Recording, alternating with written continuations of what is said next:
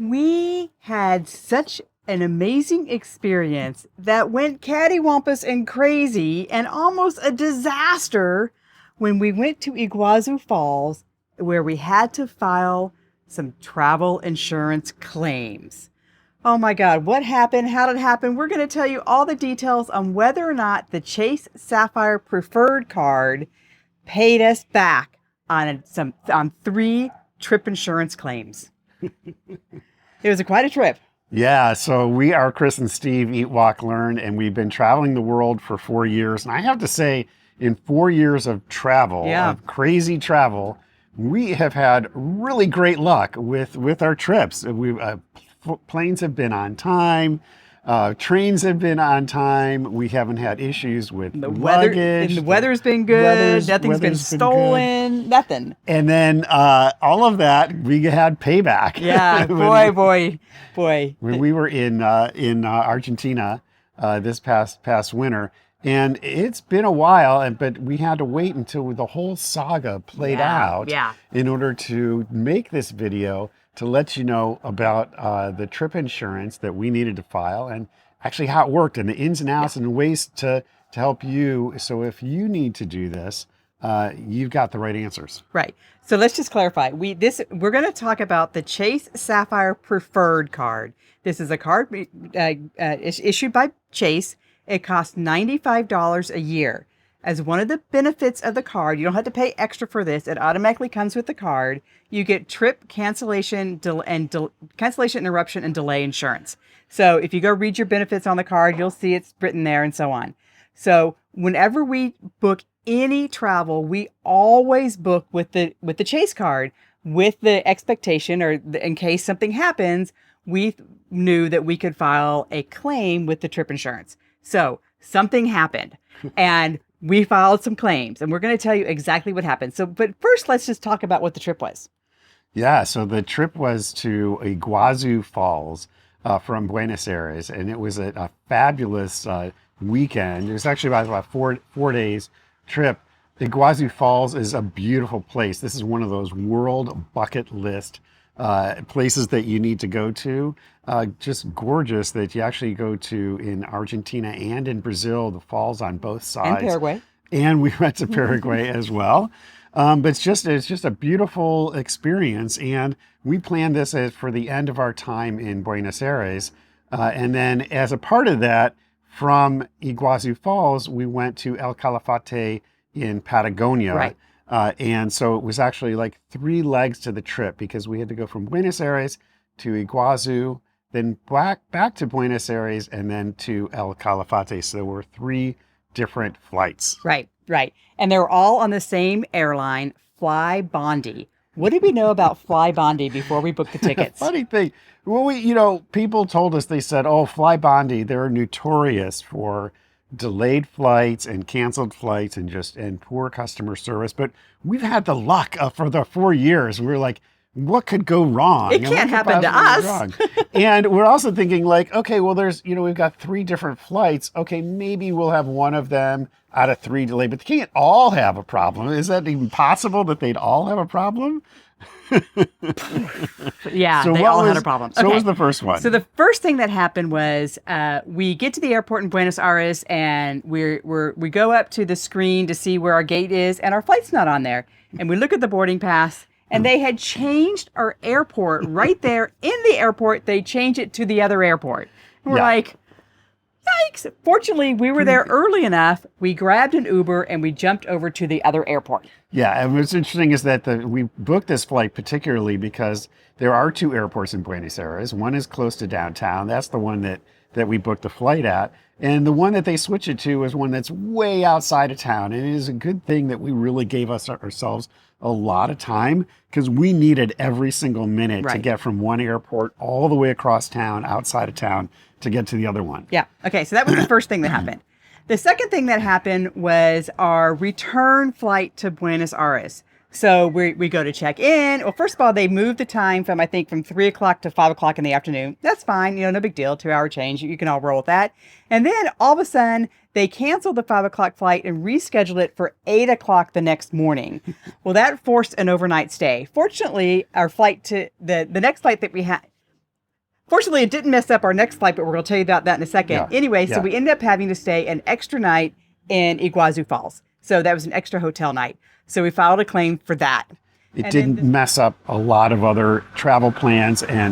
But, and it was nice is that they rescheduled us on the next flight. So we didn't have to worry about it until we got to the next flight. Right. So that night, we go to bed, we're going to get up the next morning, make the flight. During that night, we get an email from them that says our next flight, the one from Buenos Aires to El Calafate, had been canceled. So this comes at like 9:00 at night of that night. Right. And so we're like, holy cow. So we start calling. Call. No one answers. No one answers. Well, because, in normal, what happened on the other flight is they canceled our flight, but they automatically rebooked us on the next one. And this was great. Okay. This one is just, your flight's canceled and call this phone number. Yeah. Right? That's it. They just canceled the flight and said, call this phone number. And you call. 8 times I call, and we get the voicemail. Sorry, we're not available. Call us back. Well, what's really nice and really appreciate Chris, she's got great language skills. She speaks Spanish really quite well. And of course, there is no English option when you're calling these airlines. So I'm thinking, man, if I had to deal with this, I don't know if this would even work. Yeah. But she speaks Spanish and she calls and gets the Spanish, recording that basically says, we're not available. Try again later. Call back. So anyway, so I go back in the email and I'm translating the email and I see a link and the link says, click here to rebook your flight. We're like, okay. All right, that makes sense. So normally you would click here, to rebook your flight. They give you a list of flights. You pick one. There's no exchange of money. There's no whatever. You just get on another flight. You're like, and the airline eats the difference in the cost or whatever. Not in this case. They're like, no. We're going to charge you what the price is for the flight tomorrow. If you have to buy the flight today to buy it tomorrow. So originally we had spent, I don't know, $100 or something. Now the flight is $300 to rebook it. Yeah. So it was a lot more. It was a lot more. There was no consideration. There was a credit. So we didn't have to just eat the price for the first flight, but the second flight was significantly more money. So we got credit from the first flight, but then we had to pay the difference on the rescheduled flight. So that was a big chunk of money. And again, we're calling, not getting an answer. Yeah. So anyway, so that was the third thing we had to file a claim on. So we filed a claim on the new airport, we filed a claim on the overnight stay, and we filed a claim on the difference for the new flight. So So what is nice is Chase has a direct number and a direct website called Chase Card Benefits. You go there and you file your claims. And of course, you have to have all the receipts and all of the emails and all of the boarding cards. And you keep everything because you're going to have to somehow submit it all. So I thought I was brilliant. And I was going to put everything together into one big file and send it off. You are brilliant. Apparently, I'm not as brilliant as the airline thinks I am. And they totally reject it. What's all this paperwork? We don't know what you're talking about. Even though I had written out a narrative and a story and, all the details and put all the receipts in, they could not process one big file. So we're going to give you 3 tips on how to file a claim. The first tip is understand what a trip is. In my mind, the trip was all 3 flights, but in the insurance's mind, it's one flight is one trip. So I had to refile everything. I had to file 3 different claims. 1, 2, 3. Okay. That was tip number 1. Tip number 2, understand the difference between trip cancellation, trip interruption, and trip delay. I thought it was all delay or all, you would think something that was canceled is a cancellation, but they consider it a delay. Anyway, once I understood what the different interpretations were, and you can actually go on the Chase website and it will tell you the different definitions for the 3 different types of claims. Once I understood that, then I refiled all 3 under the proper type of claim. Right. Okay. Right. Then the third tip is be persistent and use all of your tools. So what ultimately happened with the trip insurance is Chase ended up paying 2 of the 3 claims. And the third claim they didn't pay was the canceled flight that we had to rebook as a rescheduled flight, which seems like the most obvious thing to claim for me. But they were like, no. Trip insurance is only for flights that you didn't take, not flights that you had to rebook. So yeah, well, again, a little bit of a hairy thing there. In the chain of events, if they see that a flight was canceled and we rebooked another flight, how do they know that the one wasn't? We just didn't fly on both flights. I mean, so the insurance needs to be they're very particular of the chain of events and the paper tracing in order to be able to put together a very specific path. And this just situation where the airline just cancels your flight and makes you manually rebook it at a new price is just out of their. So in this third tip, make sure you use all your tools. Number one, make sure you ask the airline for reimbursement. You know, I mean, that seems obvious, but the insurance company will ask you, did you ask the airline for reimbursement? Right. So make sure you document that and you've got that in an email, and then they're going to write back and say, no, we don't pay you back or whatever. So you've got that. So number one, ask the airline for reimbursement. Number two, if the insurance company fails you and you think you should get reimbursed, like here we are, we paid for a flight, it got canceled, we had to pay for a second flight, which was more money. We're like, this is not fair that we have to pay for this second flight when it wasn't our fault that the first flight was canceled. So what we ended up doing was filing a dispute with Chase credit card. So for every transaction you do at Chase, you can file a dispute with them. You know, you were billed wrong, you were billed twice, you never received the merchandise, all these things. There's different categories. I filed this with Chase Dispute.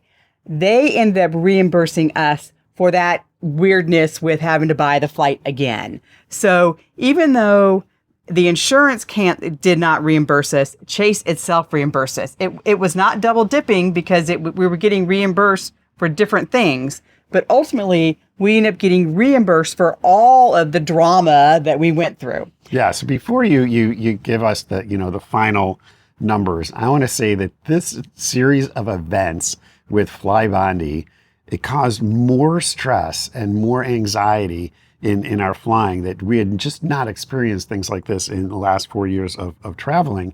And then the follow-up and the persistence and the amount of time that Chris was on the phone and sending emails and putting documents together and finding things that didn't exist, and saying, and trying to work the different system.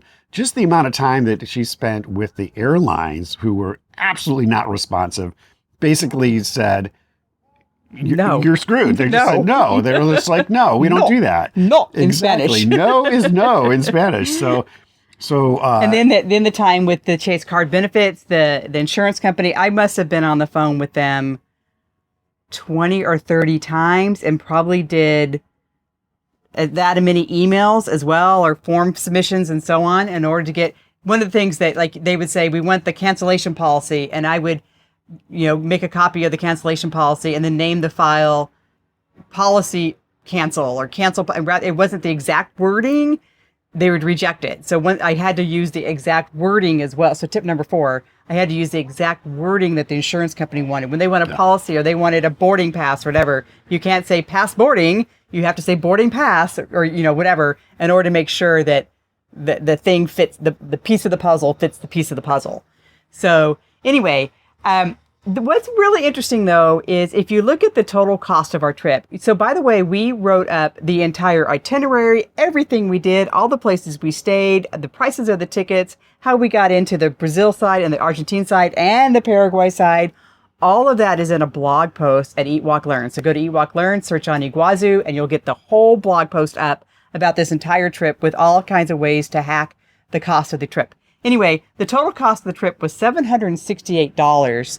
And ultimately, Chase Benefits, whatever, reimbursed us a collective amount, making our total for the trip only $177.42. This was not our hack strategy when we did the trip. It wasn't like, let's book a trip and see how many times the airline can fail us. That was not the hack at all. But it did end up only costing us just under $200. We should have been paid for emotional stress. Yeah, so $500 or so, give or take a few dollars, for my emotional stress and baggage and labor of being on the phone with these guys was worth $500. Yeah. But definitely do Iguazu Falls. I mean, the trip was great. Don't do it with FlyBondi. The experience was fantastic. Maybe Argentina Airlines or something. You do your research. You now have done your research on FlyBondi, and definitely go. Make sure you've got a lot of time in your schedule to allow for this stuff, because if you do some searching, you'll find that it's pretty common. Anyway, that was our trip. Hopefully, so the bottom line is the Chase Sapphire Preferred Card did pay. Although it took a lot of effort, they did pay, and what a great benefit for just $95 a year for the card. For sure. All right. Talk to you soon.